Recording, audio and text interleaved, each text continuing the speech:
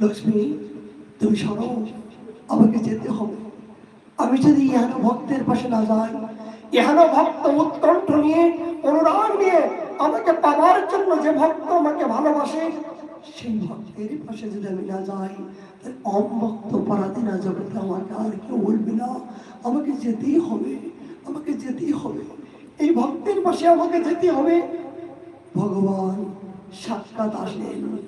পরমানন্দজি, পরমানন্দজি, তুমি নিজের জীবনকে নিজে হাতে করে হত্যা করতে কেন চলছো? কেন? তোমার ওই জীবনটা তোমার নয়।